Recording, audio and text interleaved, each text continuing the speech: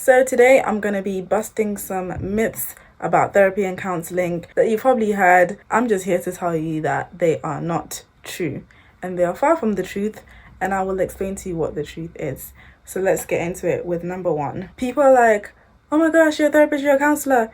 Does that mean you know everything about me? Does that mean you know everything about my childhood? No, we don't know you after one conversation. We don't know you after only just learning your name.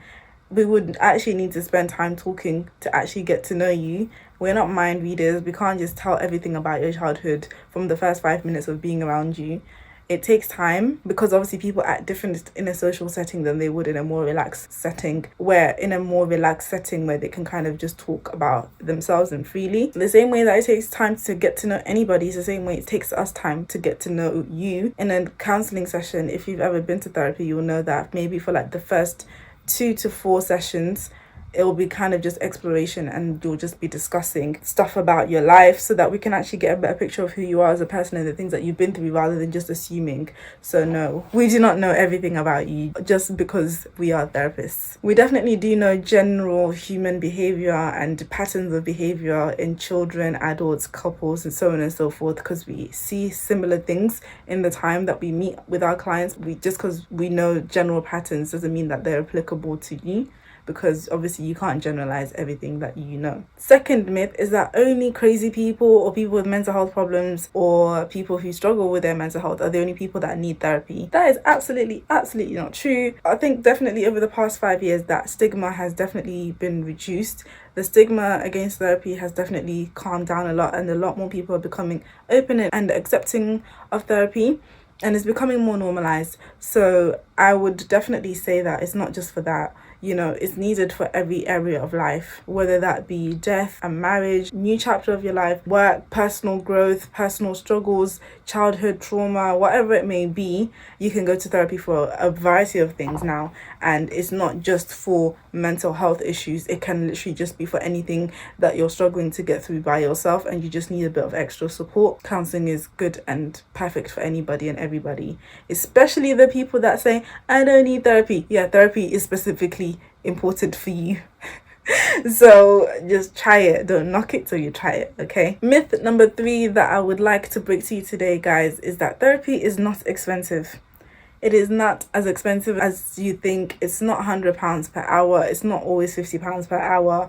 I'm not gonna lie, I know for a fact that there are therapists out there who charge £200, £300 per hour, $300. In America especially, I don't know, therapy is really expensive from what I've heard. But I know from my own therapy, I've been paying £40, £50, £30. I've paid a variety of prices. So I know that most therapists and practitioners will charge, like £30 and up, £50 and up. So I know that's like the general price.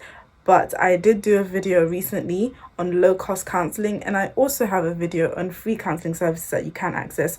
So it's most definitely not true that counselling is expensive, because I've done 2 videos clearly showing you that it's not. So be sure to watch those videos at the end of this, okay? In the low-cost counselling video, I even talked about a counselling service that started at £5. So you cannot tell me that therapy is too expensive. Myth number 4, all you talk about is your childhood in therapy. No, I've had many therapy sessions with my clients, and even just my own therapy sessions.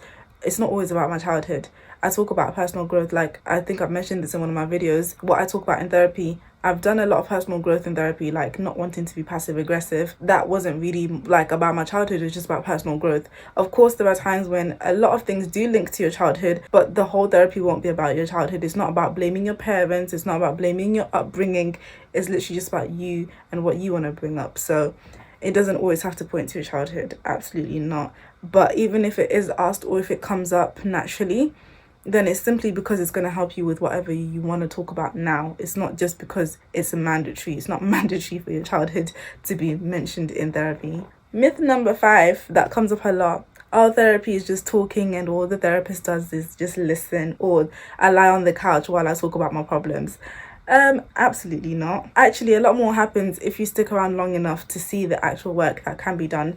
So, especially with CBT therapy, there's a lot of activities that happen. So, exposure therapy, where you're exposed to your phobias, maybe you might have to go outside. There's even a new type of therapy, I think it's called nature or walking therapy, where your therapy sessions take place outside. So, there's different types of therapy. There's play therapy, music therapy, art therapy. So, it's not just about talking and the therapist listening.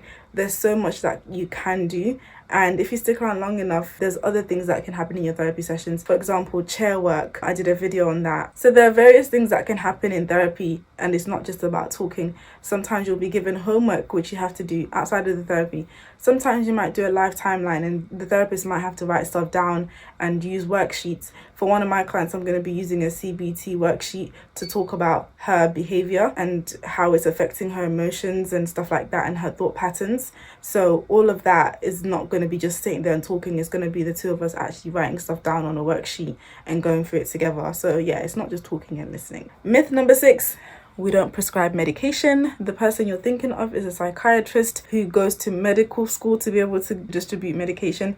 We don't go to medical school. We just do placement and training, and that's it. So if you're looking for a prescription for whatever it is you're going through, you're not going to get that from a counsellor. Myth number 7. Oh, counselling is only really for serious, really bad problems. No, it's absolutely not. We always love to say prevention is better than cure, and we apply that to everything in our lives. Why can't we apply that to our mental health as well? If you find that stuff is getting a bit hard, you're not the same, you're lacking motivation in life, you're starting to feel a bit more and more depressed every day, life is getting harder by the second or by the day, every week your job is getting harder, or struggles with your family are becoming more and more irritating, you're finding it hard to be around certain people, and these little things are creeping up and they're getting more and more intense. Why wait until you've exploded? Why wait until you're bleeding and dying to then go to the therapist? Why not go when the problem is just arising, before it gets to its peak, before it gets to a level where you can't cope? Why wait until the damage is already done to go to a therapist when you can go well before the problem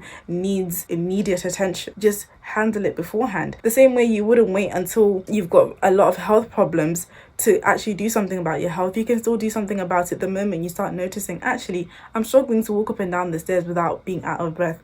Maybe I should start taking my health more seriously. You don't have to wait until you're in a wheelchair. So the same thing applies. It doesn't have to be a super serious problem, because what's a serious problem tomorrow could have been solved yesterday when it was a less serious problem. So go to therapy anyway. The last myth that I want to speak about is the one where people think that if I say that I'm suicidal or that I'm self-harming, they're going to lock me up. They're going to send me to a mental health facility. They're going to send me to a mental health institution. No. From my experience, I have never sent anyone to a mental health institution just because they've said that they're feeling suicidal or that they want to die. I haven't done that. And my previous therapist, one of my lecturers, they've all had experiences with people who are suicidal and self-harm, and all of those people were never sent to mental health institutes. That's not how it works. To be able to even get into a mental health institute, like I said, I work in a mental health hospital, there needs to be funding. Someone needs to pay for that. It costs thousands just to be there for 1 week, like £3,000, £4,000, £5,000 to just be in a mental health institute for 1 week. Who's paying for that? You have to wait for funding. Somebody has to pay for that. So it's not up to us to just be like, oh, can you send that person there? Because they're going to be like, okay, where's the money for that? And even then, confidentiality is still a thing. So unless you're actually at harm and you're really high risk, the only thing we can do is signpost you to emergency services. But there's no way that we're going to be like, you're going to a mental health institute. It's not up to us. And even then, you obviously can just choose not to sign up to the next session. We're not going to just break your trust like that. And the whole point is that we're here to help you. If you tell me that you're feeling suicidal or that you're self-harming, my goal is going to be to help you because you've come to me for help. So why would I then be like, actually, no, you need to go to a mental health facility? And I work in a mental health hospital where I know that the last thing they do is care about you. All they do is feed you medication, which doesn't actually do anything for your mental health. It just numbs whatever you're going through and feeling. It doesn't actually get rid of the problem. So I would rather much have a patient who feels suicidal and wants to self-harm come back every single week, even if they're still self-harming at home, come back to me every week and we work through it, rather than just saying, right, you're off, you go to a mental health facility, because I know that all you're going to do is get pumped full of drugs, which are not going to help you.